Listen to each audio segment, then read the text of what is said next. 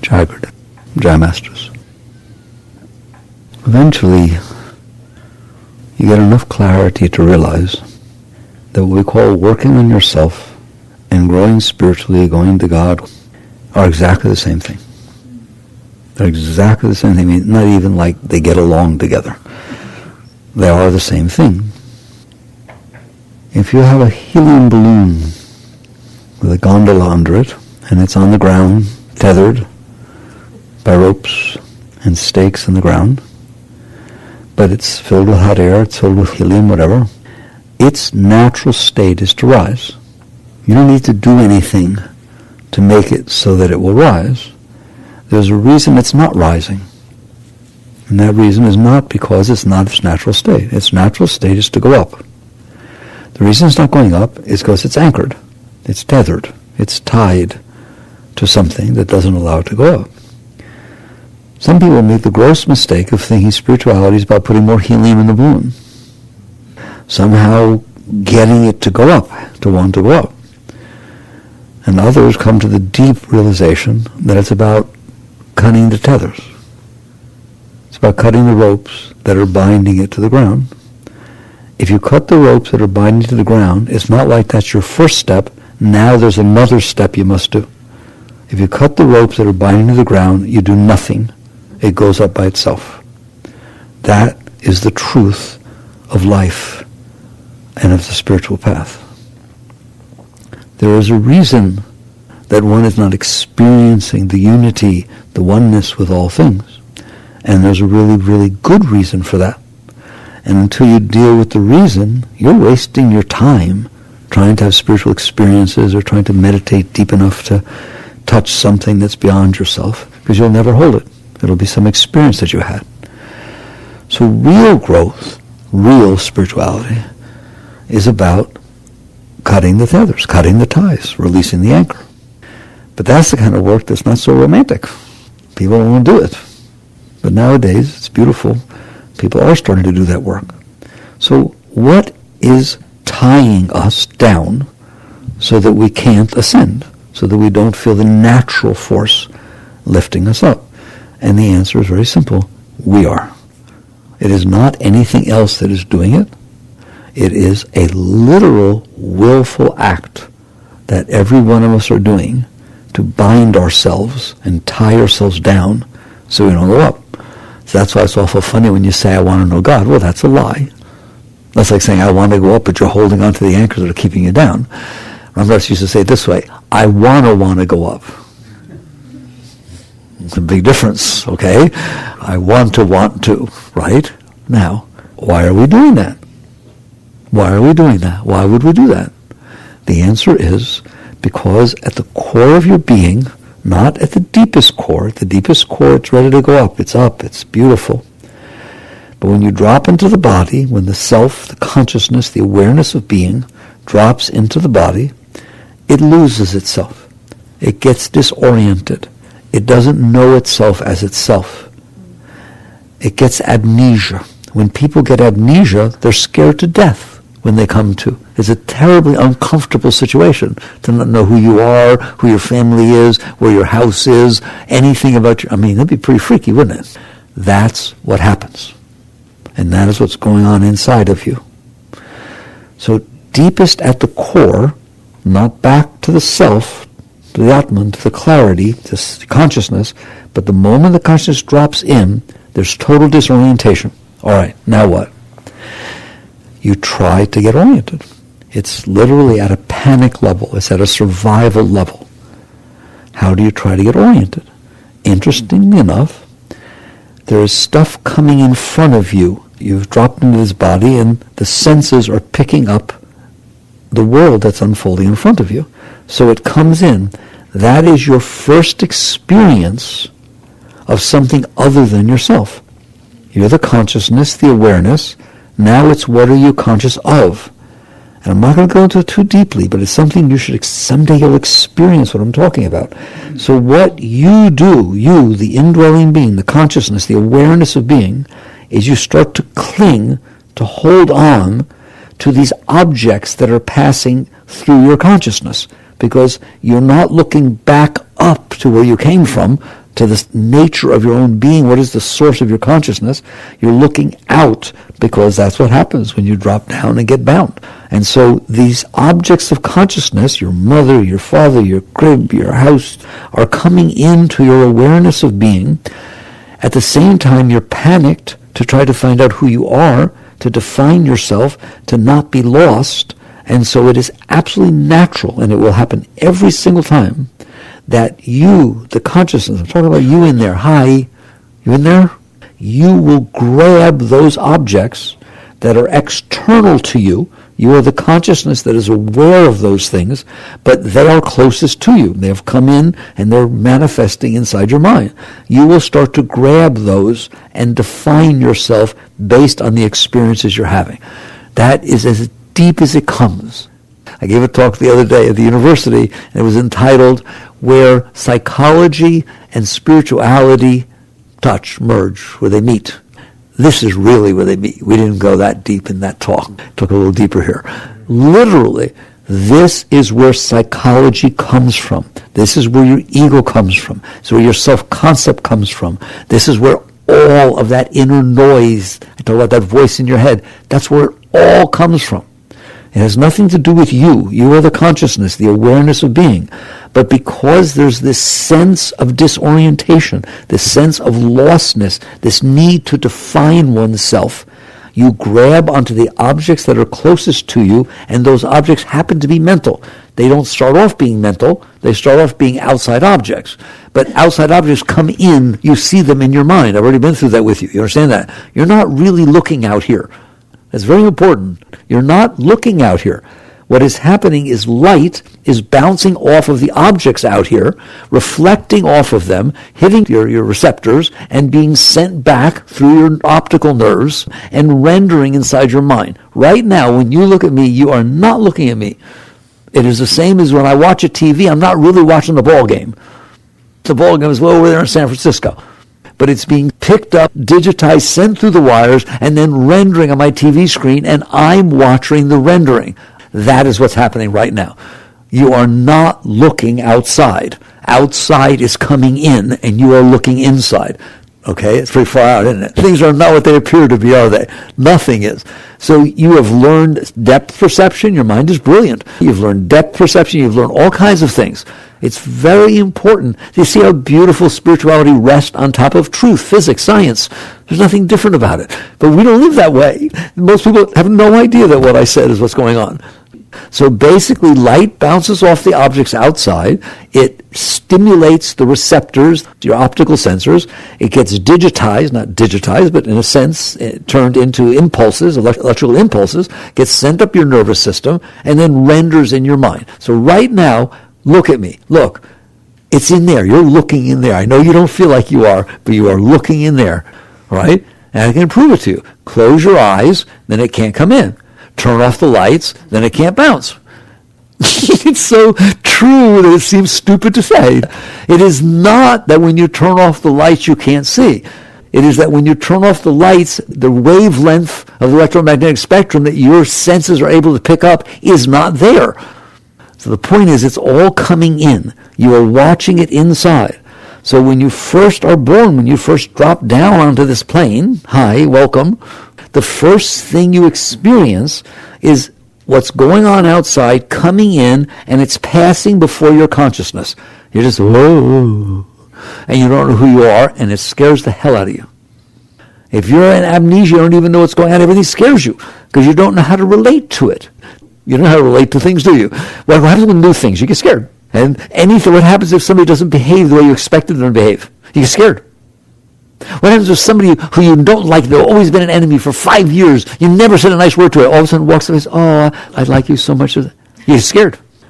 You need to be able to relate to the objects that are unfolding in front of you. Otherwise, you get scared. I'm telling you why. That's the root. It's because you're disoriented, you're not centered comfortably within the self, within your sense of being. Therefore, you're trying to define yourself by these objects that you see. And if I ask you, I do this in the book, if I ask you who you are, you say, I'm Peter Barry. Well, you're not Peter Barry. It's a collection of letters that somebody gave you.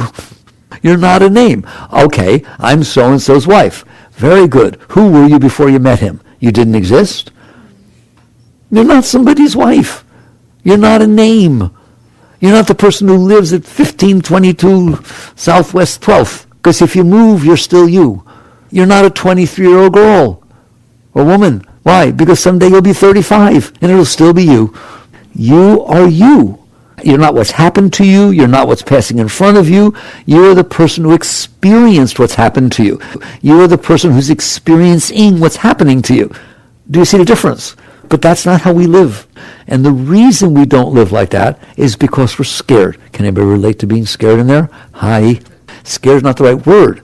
If you let go of all the protection mechanisms that you built around and all the things you've clung to and pulled around you and said, yes, I am such and such a wife and I'm this person's parent and I'm this and I'm that and I'm 25 years old and I'm attractive and people like me. Keep going. Oh, and I live over here and I won such and such an award and I'm good at music and on and on and on. Okay? And I ask you, how are you doing? You say, fine. Okay, what if I take all those things away? What if somebody walks up to you, you didn't win that award, I won that award. No, yes, I did. I won it. What if the house disappears? It's not that it burns down, that's too easy. It's that you drive home, you take a turn, you go and you pull up and the house is not there. Not that it's not there, there's an empty lot. There's no empty lot and there never was such a house. How you doing? I'm serious. I swear to God, if you're willing to sit through this, I like you. Pay attention to why it's so hard. I'm going to try to show you how to have a beautiful life. It can't be beautiful when you're doing this. Why? Because you're saying, I'm really not okay. I'm pretty panicked. I don't understand who I am in a relationship with anything. And the way I get to be okay is to define these relationships and hold them in place and say, this is what's going on. And as long as that's what's going on, I'm relatively okay. And the moment it's not going on, I'm not okay. And if it's really not going on, I'm really not okay. And if I even think that it might not go on, I get scared. That's not a spiritual life. That's a life of a lie. You are defining yourself as things that pass through your consciousness. I'm telling you, that's not who you are ever. A light that's shining on things is not the thing it's shining on. It's just illuminating the thing. If you move something else in front of it, it'll shine on that. Move something else, it'll shine on that. So if the light beam, if the light identifies with what it's shining on, and you try to take the thing away, I'm dying, oh my God. No, you're not dying. The object is moving. The light doesn't change one iota. Your consciousness has nothing to do with what it's aware of. If I hold pictures in front of you, one after another, the pictures change, you don't. I can hang one picture, two pictures, three pictures, and you say, yeah, I saw that, yeah, I saw that. Who did? Who saw that? Because the pictures are different, but you're not, are you? You who saw them are the same. You are the consciousness that is seeing the picture. It's the same you who sees all the pictures. You know you saw them. It's the same you who sees your dreams as you who looks out through your eyes. You wake up in the morning, you say, I had a dream last night. How do you know? If you weren't there, you wouldn't know. Were you the one who watched your dream? It's even deeper. You wake up and you say, I didn't dream last night. I went so deep. It was so peaceful. How do you know? How do you know? Because you are the consciousness, the awareness of being. Were you in there when you were 10?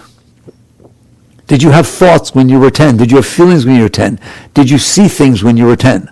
How do you know? Because you're still there.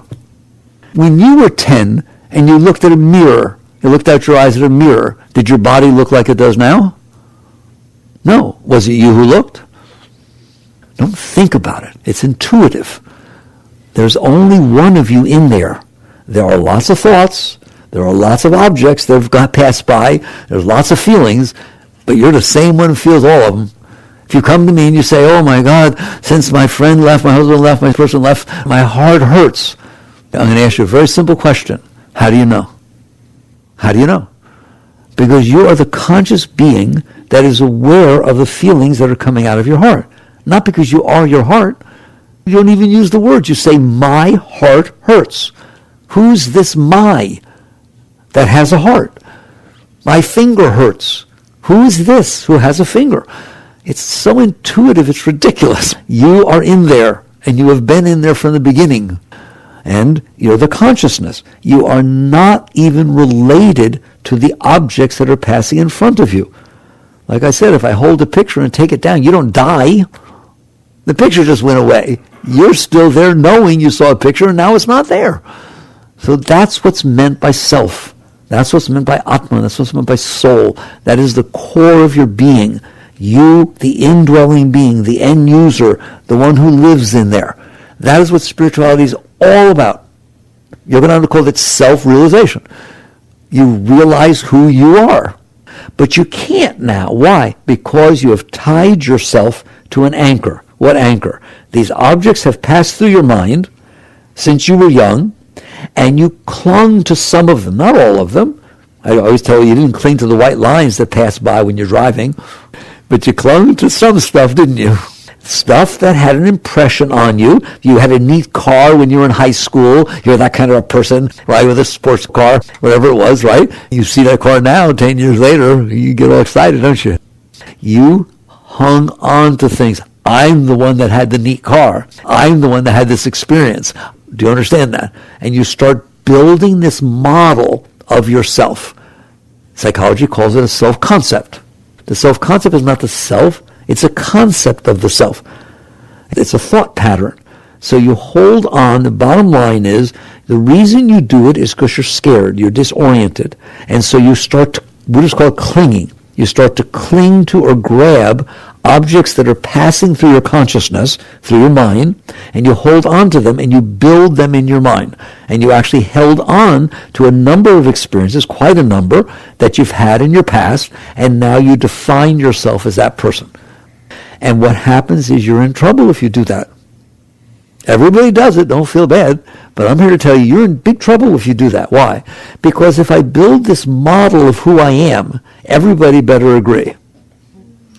Do you understand that? Because it's almost as though I'm putting myself up for sale every time I open my mouth, every time I get dressed, every time I go somewhere, every time I meet somebody, right? Because if I've made up that this is the person I am, and people don't relate to me that way, they don't treat me that way, they don't talk to me that way, it doesn't feel very good at all. It's not very supportive, is it? So what we end up doing is saying, this is what I define myself as. If you agree, you're my friend. If you really agree, you could be my spouse.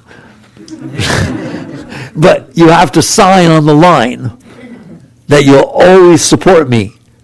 Like if we're in a discussion at a party and we're with our friends and I say something that turns out to be pretty stupid, it was wrong, right? You support me. Otherwise, when we come home, you hear the discussion. Why didn't you support me? That's ridiculous. You left me out. But darling, you were wrong. I don't care. Woo. You know anything about this? It is happening because you have put a shield in front of yourself, called your self-concept, clung to it, and said, as long as this is acceptable, I'm okay. The moment anything outside does not gel or match, even the slightest thing, really the slightest thing, and we get upset. We get weird.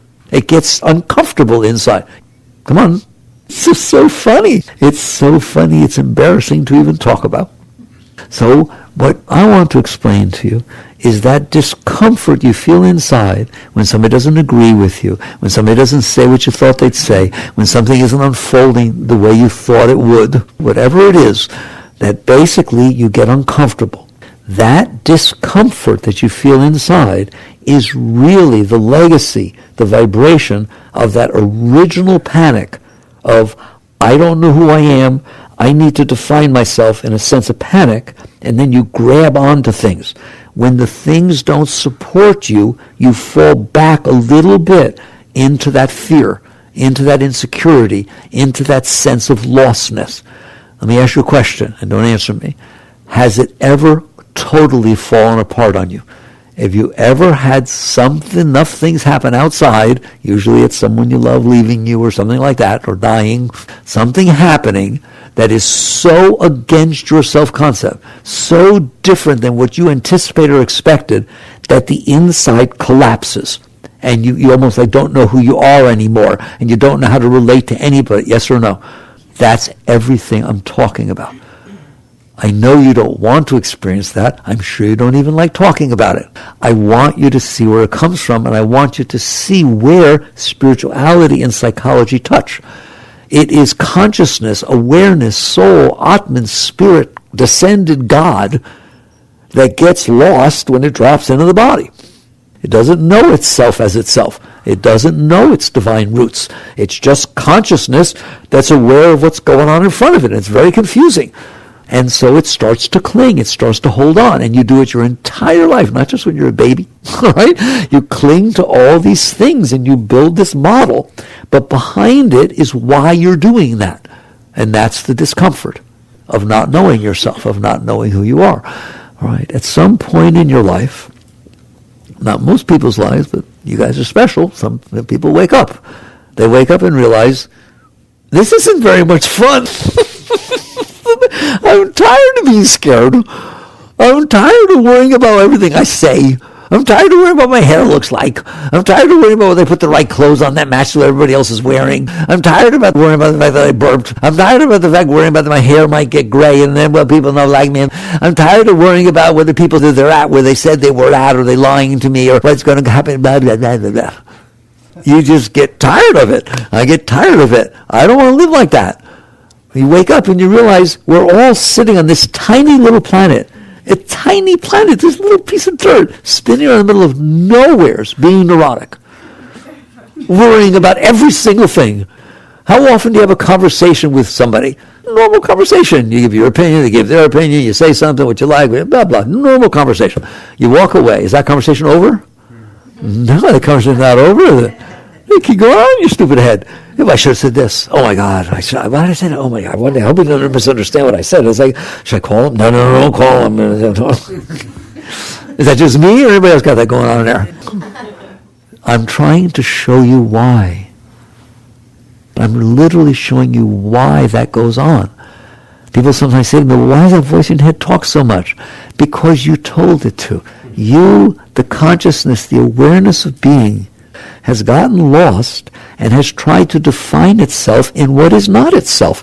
It's trying to define itself in all these past experiences that it liked or didn't like. You define yourself as, I'm the person who got the best part in Wizard of Oz in the 5th grade, and I played Dorothy, right? You define yourself as your good experiences, and you define yourself as the person who their husband, he left them and ran off with their best friend. That's who I am. You define yourself as these experiences that you weren't able to handle, and you clung to them either because you liked them or you didn't like them, so you pushed them away, and you end up building this whole world inside of your head based upon these tiny little experiences you've had, and I'm telling you, you are completely invested in that. And so now you have to go out and sell yourself. I remember the first time I was 22, 23 years old when I saw this. I don't want to go and start my life selling myself every time I walk out the door. I remember clearly, like I was in a 7-Eleven and I was buying something. I mean, I was even traveling. I was like in Alabama or something. I wasn't even, and I was by myself, and I went up to pay for something, and I dropped the quarter, dropped some change. And I went down to pick it up, and he was so embarrassed. They weren't even sure he wanted to buy the thing. He wanted to just leave the store. What, are you kidding me? Are you serious? That you're going to be like that for the rest of your life, that you can't handle anything because you might look weird or something like that? And so I decided, no. If I have but one life to live and it's on this tiny little ball of dirt spinning in the middle of nowheres and I'm going to die, I came down, I'm going to leave, I am going to learn to have fun. I am not going to define that I'm okay because everybody agrees with what I defined and nothing better disagree. What do you think worry is? Worry is that things won't be the way you think they need to be, or that they will be the way you don't want them to be. What else is there to worry about? And you worry a lot, and you will worry for the rest of your life. You will waste your life serving this maniac, which is the self-concept that you built to hide yourself. Somebody once asked Yogananda, what is the ego? There's an enlightened being. You get to hear an amazing question they asked him. What is the ego? Master, what is the ego? He said, the masquerading self. In other words, you're the self. He fully knows, he's realized, you're the self, and you pulled this around yourself like a mask, this concept of yourself. And you're hiding inside of it, aren't you? There are people that if they live in a subdivision, and some weed grows up in the grass on the front lawn, they're embarrassed. They don't want the neighbors to see. If the house needs painting, if the house is not as nice as the remodel that happened next door, it gets uncomfortable, doesn't it? Everything makes you uncomfortable. Everything is a problem. It could be a problem. You don't want to live like that, because then you have to go out there and try to make everything be the way you think it needs to be for you to be okay. I'm going to repeat that. You have to go out there every minute of every day and try to make everything, every person, place, even the rain. It should rain when you want it to rain, and it shouldn't rain when you don't want it to rain. You have trouble with the weather. You have trouble with people. You have trouble with everything. And you're going to for the rest of your life unless you do something about it. You check your parents out, check your grandparents out. You just have trouble with different stuff. But it's going to be the same thing. If you're not okay inside and you define a world based on your past experiences and how you define yourself, you define a world that has to be a certain way, and then you go out there and try to be okay by making everybody and everything be the way you want. Oh my God, I feel so sorry for you. Do you know what the probability is that you will get the moments unfolding in front of you to be the way you want? 0. The moments that are unfolding in front of you have causes. They have reasons that they are the way they are. Hundreds of billions of influences have come together over time and space, and they coalesce together and create the moment in front of you. It has nothing to do with what you want or not want. What did they sell you? A bill of goods that everything should be the way you want, and if you're doing something wrong if it's not. Come on, use your will. Affirm. Are you crazy? If you sit there and told me right now you've never been to Paris, and there's a restaurant over in Paris that you've never been to, and you decide that what I want them to serve as a special tonight is something, right? What is the probability they're going to serve that because you said you wanted it to be? 0. That's the probability of every single moment that unfolds in front of you, whether it's in Paris or here, being the way you decided you wanted it to be. Why would it be? Things are the way they are because of the forces that cause them to be that way. There's physics, there's chemistry, the weather is the way it is because of meteorology. It's just so funny, it's unbelievable. So the moment in front of you, I'm telling you, is no different than every other moment. There are moments that are the way they are because of the influences and forces that came before them that cause them to be that way. That's why every moment is the way it is. Not just the moment in front of you, the moment to your right, to your left, above, below, Mars, Saturn. So there's nothing special about this moment unfolding in front of you. It's not yours. You're just experiencing a moment that's unfolding in the universe. Moments are unfolding every single place in the universe, aren't they? Why is the moment in front of you different than every other moment? It's not. It's just that you want it to be. You'd say, well, it's different because I don't have a way I want the other moments to be. Okay, good. Congratulations. Because that is the only difference. That you have made up how this moment that's unfolding in front of you should rain or shouldn't rain. You should be nice, don't sit so close to her. Don't wear that color because my brother wore that color when he died. Blah, blah, blah, blah, blah, blah. And you just make up all this garbage inside your head based on your concepts from the past, and then you try to superimpose them on top of the moments happening in front of you. Well, it ain't going to work. There's no way that's going to work. You're going to be a nervous wreck. Because you have built inside of your cute little mind a concept of how things need to be for you to be okay. And now there's a real world unfolding out there. That'll make anybody anxious. It might not be the way I want. They might be talking about me not nicely. Anything might happen. I might get up to give my talk in front of the class. They might laugh at me. I mean, anything could happen. And so the next thing you know, you're a neurotic mess. Next thing you have all this anxiety. Because the only way you're going to be okay is if everything, every moment unfolding in front of you matches this concept you built inside. But the moments don't stay still, do they? There's always a new one. Every single second. If you understand nothing else, do you see why I'm saying it can't be the way you want? I'm not cursing you or anything. It is not possible that every moment that happens to unfold in front of you is going to be what you made up based on your past experiences. The moment in front of you has nothing to do with your past experiences. It has to do with science. It has to do with the forces that cause it to be the way it is. Your past experiences are inside your head. You just made up something in your head, and you stepped into reality that has nothing to do with you, and you're right, it's wrong. We do it all the time. So at some point, you wake up and you realize that's the anchor. That's the anchor. While you're doing that, and then you're out there manipulating, controlling, and fighting and worrying with the unfolding of reality, your make-believe fighting reality, you are tethered. You are tied. Every moment of your life, you're going to be scared. Every once in a while, something happens that's nice. What does it mean nice? It matches what you wanted. You're nice, he freaks out over. And you're nice today, you might have freaked out over yesterday. Just some different things happened, so you were more open to it. It has nothing to do with what's happening outside. It has to do with how what's happening outside matches what you built inside. There's no right or wrong or good or bad or any of that kind of stuff. There's a world unfolding based upon the forces that make it be the way it is. You happen to be looking in a certain direction, that's the part you see. Look somewhere else, you see another part. The question is, how does that part match that you made up about how everything needs to be for you to be okay? And you don't call it how it needs to be for me to be okay. You say how it should be, how it's supposed to be. And then you come there and you suffer. That's what Buddha said suffering was. You suffer because you have a way you want it to be. That was the second noble truth. The cause of suffering is desire. The cause of suffering is you have made up a way the world needs to be for you to be okay. And it's not behaving, is it? It's not being a good world. It's not behaving itself. People aren't saying what you want to hear. They're not doing what you want to do. Blah, blah, blah. That causes anxiety and trouble. And I taught you why it does that. I'm talking very deep. It causes anxiety and suffering and trouble because behind your psyche, you're scared. That's why you pulled the veil around you. If you pull a shield and live in an armored place, there's a reason you did that. Because you're scared. If I start taking down the shield or the armor, you freak out.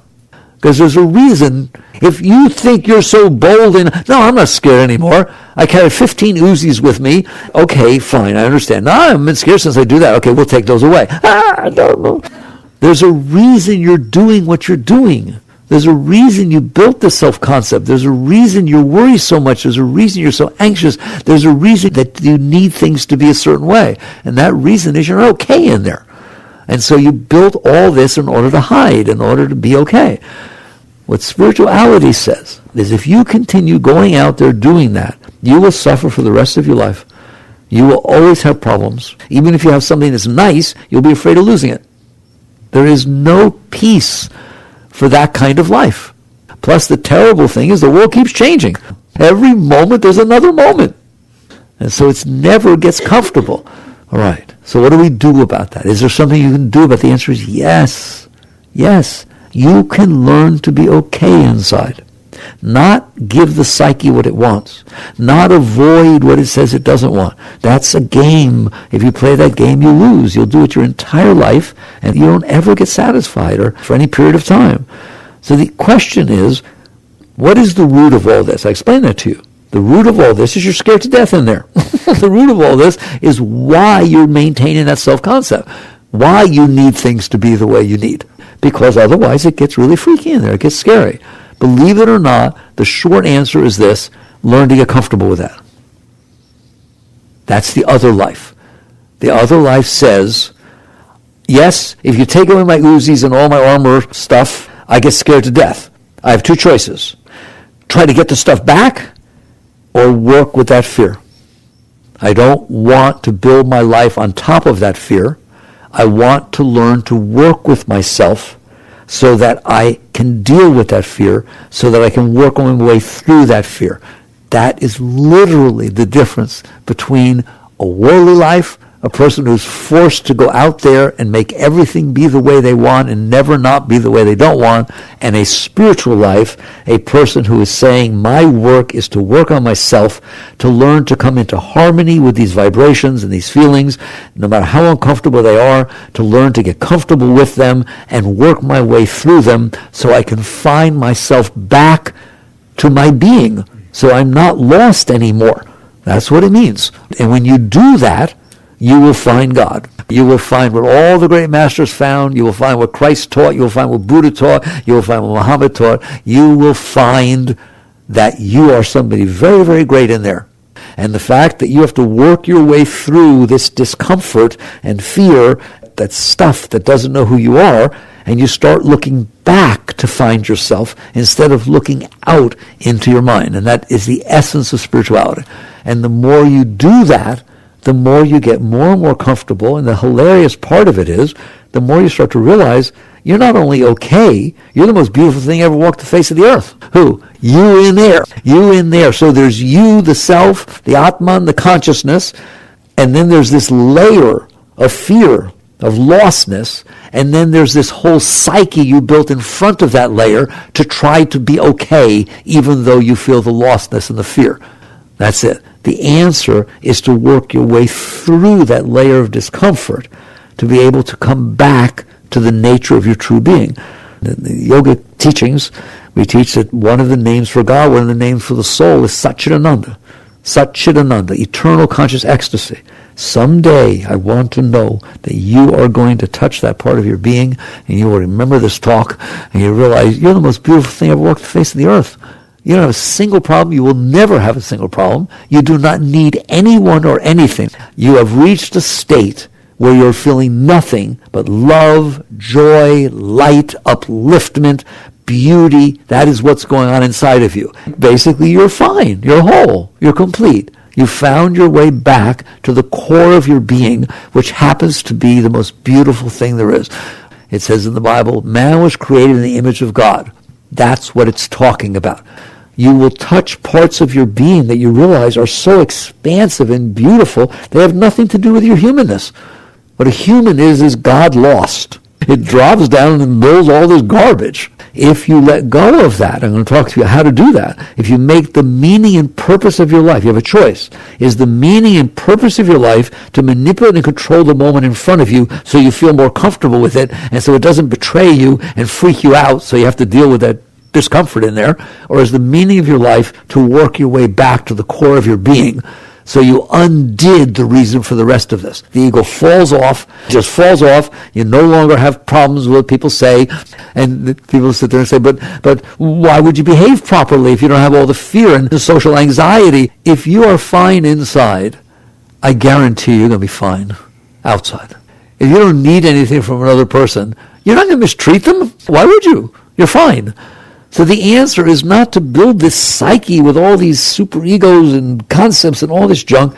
It's to free yourself completely back to the core of your being, where you're always being fed love, joy, light. Then come out and deal with the world. Nobody's saying you don't deal with the world, but you don't deal with it from the point of view that it has to be the way I need it to be, otherwise I'm not okay. You deal with the world from the point of view as, I'm fine. I feel love. I feel joy. There's nothing else I could ever need. It's so beautiful inside. What I'm saying, take the most beautiful it's ever been inside. And I guarantee it happened because things were the way you wanted. You got everything exactly the way you wanted for what, 1 second? Right? And you just got high, didn't you? It's like, wow. It's like exciting. And oh my God. Like people with the lottery. Oh, we get all excited. Right? Or you fall in love at your wedding day and it's the first kiss. And there's some high stuff in there.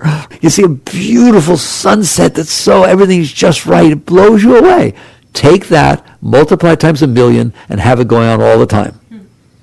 And nothing can ever take it away. And you know, I want you to know that nothing can ever take it away. You can leave it by getting involved in the garbage. I don't know why you would. Over time, you never will. And you'll realize that if I don't leave it, nothing can take it away. Everything's just passing before me. If I can handle that, then I get to stay in the bliss, in the ecstasy, in the high state. Now how do I deal with the world? Now when you come into the world, you don't need anything. You're fine. You're happy. You're filled with love.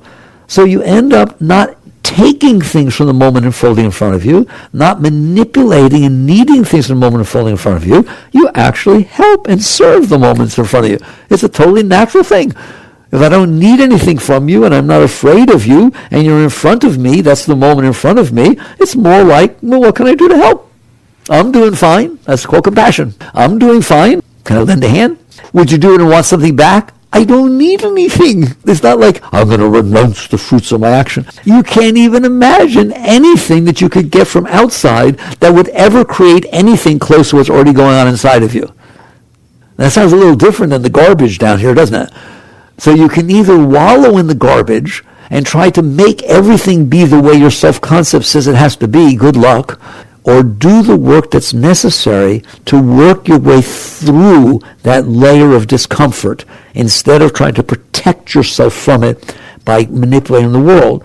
All right? So, hope you hear me.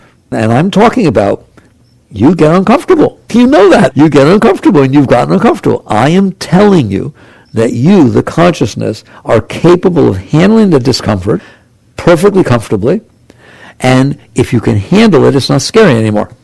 There are people that are scared to death of snakes. There are people that pick them up. I'm not telling you have to learn to pick up snakes, but I'll tell you right now, if I lived in a place where there were snakes and I was scared to death all the time, I want to learn to be comfortable with them. I'd rather learn to be comfortable with them than try to move and not be able to handle my environment. So inside, you're going to find out on a daily basis, no, on a moment-to-moment basis, that the world hits your stuff.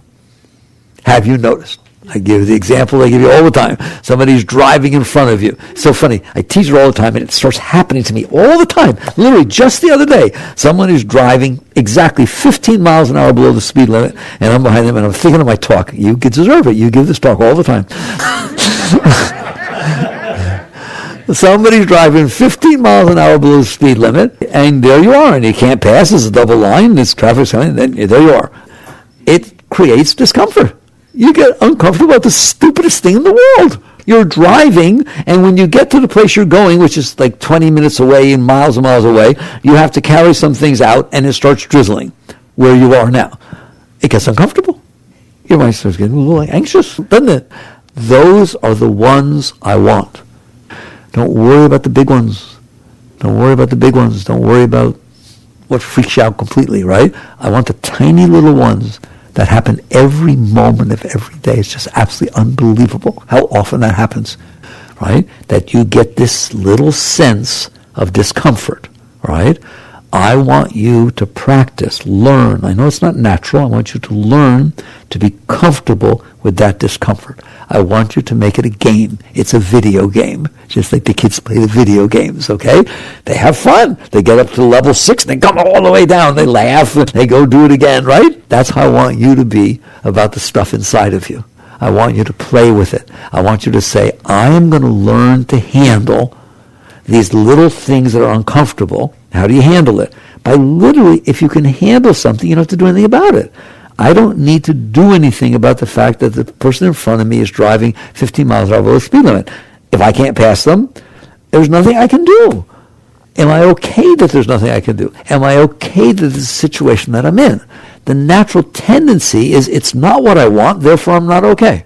And it'll create that discomfort, right? Relax. Relax. You in there, practice relaxing in the face of the little tiny discomforts that everyday life creates. And do it more, and do it more, and do it all the time. Remember to do it all the time. Wait till you see what happens to your life. What will happen is all of a sudden these little things that used to create discomfort, and then you got all uncomfortable about the discomfort, and you told people about it, and then you thought about it later, and it ruined your day because somebody was driving too slow in front of you. All of a sudden it just comes and goes. Like it should. It just comes and goes, right? Big deal. Something is not the way you want. Ooh, you poor little thing. It's just, there's going to be constant situations, constant, that cause you a disturbance. Things that you can't do anything about. They're just moments that are passing by. I am begging you to do the work that is necessary to get comfortable with the fact that you got a little bit uncomfortable. Because then what it will do is it will pass through. And you will learn how to let things pass. You'll learn how to, what do I do if he gets uncomfortable? Things make him uncomfortable, right? I look at him, take a breath, and let him go. Just let it go like you would a child or something like that. I'm not going to invest myself in my discomfort. I'm not going to invest myself in my discomfort. I'm going to learn to release it. As you do that, you actually learn. You're capable of learning. You learn all kinds of things. Learn this. Learn to handle yourself. Learn to be comfortable when he or she, whoever's in there, gets uncomfortable. Because you're going to see it does it all the time. Just relax through it. Then all of a sudden something bigger will happen. And because you learned how to handle the smaller one, you won't realize that you're able to handle the bigger one. And then eventually your significant other says, I've been having some trouble, I want to talk tonight. And they say it in the morning on your way to work. That's not nice. And all of a sudden, you can handle it. All of a sudden, you look at it, it goes like this. It's okay, we'll talk tonight. and you let it go, and it goes. It doesn't stay in there. It doesn't ruin your day.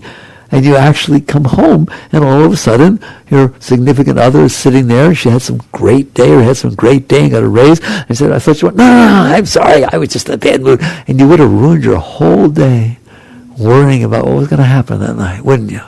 Wouldn't it be nice to be able to let it go and be able to deal with things healthfully? You are capable of doing that.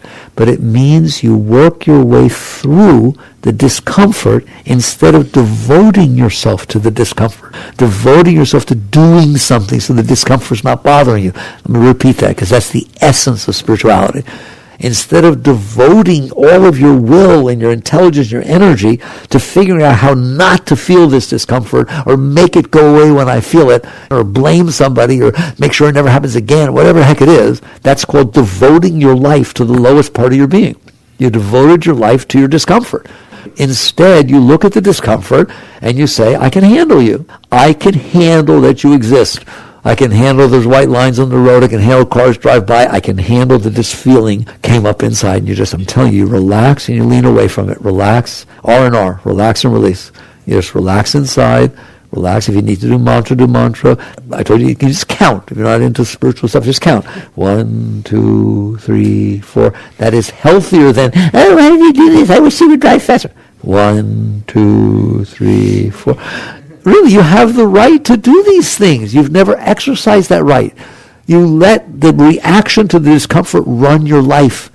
I told you, you look forward to going to a party. You buy a dress or a shirt or something to wear, and you're all excited, and you go there, and you get to the party, and all of a sudden your mind says, he sees something, Sally's over there, and you had a little argument with her last week, and all of a sudden the mind says, I don't want to see Sally. I really don't. I didn't like what she said. I'm not comfortable with it. It hurt me. I'm out of here. I don't want to be. And you actually leave. Oh, that's so embarrassing. You actually leave. That's unbelievable. You let the lowest part of your being run your life. Don't worry, everyone else does too. Why? Why? That's ridiculous. Wouldn't it be nice to say, oh, there's Sally. Well, we'll see what happens this time. You can go about your business. And then have a nice time. How in the world can you let the fact that you had a little spat with Sally a week ago ruin this evening? No. Don't you dare let the lowest part of your being run your life. So what you learn to do is to say, I'm glad Sally's here, and I'm glad it hit my stuff, and I'm glad that discomfort's coming up, because it's practice time. I'm going to practice letting it go, because that's what I'm about. I'm about letting go and handling that garbage. I don't mind that it's there, it's real, but I can handle it. I'm not going to devote my life to it. So you relax your way through it. You just relax, lean back. Like I said, you need to count, do mantra, breathe, but don't get involved in it. Don't give yourself to it. Relax through it. And then something bigger will happen, and next thing you know, you start feeling this joy that you never felt before. That's because you're not devoting yourself to the lowest part of your being. You're not hanging out with all these disturbed parts of your being. And all of a sudden you realize that you're getting higher. That's cutting. I started off by talking about the gondola with the hot air balloon. You're starting to cut the tethers. It's so neat. I talked about something very deep. Remember I said it's tethered down? Why does it not go up by itself? And I said I would teach you what the tether was. I did, didn't I? You are the tether. I said that, didn't I? I said, you're it. You are holding yourself down because you can't handle yourself. And so now you have to control and manipulate everybody because you can't handle yourself. Handle yourself. Learn to handle yourself. Use every single situation that used to make you freak out, that used to make you say weird things, that used to make you lie. Use it instead to let go. Don't suppress. Don't push it down. Welcome it. It's there, but I can handle this. It's like wind in your face. Some people can't handle wind in their face. They get all upset with the wind. They hold their hair down. I don't want to mess up, right? Some people love the wind blowing through their face. I like it. This is that. If you're the kind of person that can't handle these little weird things that come up inside of you, learn to enjoy them. Learn to let them just be energy that's blowing past the wind. It's just wind blowing. As you learn to let go, more and more energy is liberated from playing at that level. Like how much energy is being expended by that garbage coming up and then you fighting with it, and then you going out there to manipulate everybody else to say they're sorry for what they said and better not never see them again, you are wasting tremendous amounts of Shakti, tremendous amounts of energy. When you stop doing that, all that energy comes up. When I told you that the nature of self is Satchidananda, is pure joy rushing up inside of you, that's the energy that creates the joy. Right? It's just the most amazing thing in the world. So you need to learn to free yourself. That's what untethering your soul is. That's what the entire thing is about. If you do that work, you're doing the same thing as spiritual work, except it's the real spiritual work. So do you see that? I said they were the same thing, didn't I? And if you do the other and try to have a weekend experience or have this or that, it'll just be an experience you had. Oh, once I saw a light, it was so beautiful. I went into a tunnel. Okay, well, what about now? No, my wife's leaving me. Hear me. You do this work, and every state you reach becomes your permanent state. You become established. I don't want you going up and coming back down. It's a constant. Every day you grow. Every day you get higher. And eventually, when you wake up in the morning, you'll wake up and sheer ecstasy will be pouring through your veins, wave upon wave. Why? Because that's where you were when you left here. You went through your subconscious, which is nothing left in it. There's just joy and beauty because you allowed life to be that. You didn't suppress all this stuff and hold it. The reason you suppress things is because you can't handle them. You don't suppress everything. You suppress the things you can't handle. Go to psychology, they'll tell you that. What's a traumatic experience? Something you really, really couldn't handle and don't even like to think about because it was that bad. Well, what's not a traumatic experience? Something that happened that you could handle. It's not the experience, it's your resistance to it. Once you can handle yourself and handle the different vibrations, your subconscious will cleanse. And the next thing you know is you pass from waking state down into sleeping state and back, there won't be all this mess. When you wake up in the morning now, a lot of people have bad yickies. That's because the subconscious opened. And what's down there comes back up and you start feeling that. Instead, you'll feel joy and love and ecstasy. That's where I want you to be. Not much. I don't want much for you. I just want you to feel love, joy, and ecstasy every single moment of your life so that when you interact with everything else, you don't need a single thing, and you're just, in essence, seeing, can I be of assistance? Can I be of help? I told you, people say, your parents say to you, what's your career? What do you want to do with your career? What's the meaning of your life? You have to give some purpose and meaning to your life. Here's the meaning of your life. Here's the meaning of my life. That every single moment that passes before me is better off because it did. How's that for a purpose of life? That every single moment, person, place, thing, animal, roach, doesn't matter. Every moment that passes before me is raised because I could help it. I could serve it. I could raise it. It's always something I can do. I don't have to think about it. So you do that, wait till you see what happens. All of life just becomes absolutely beautiful. It runs after you. It's very good. Hope you understand these things. Mostly about that fear in there. Now you understand everybody has it. And it's deep. You go real deep in meditation someday, you have to face that, right? Because it won't let you go further. Until you say, okay, fine. And you just relax your way through it, no matter how hot it is. And once you go to the other side, it's over. Jagrata.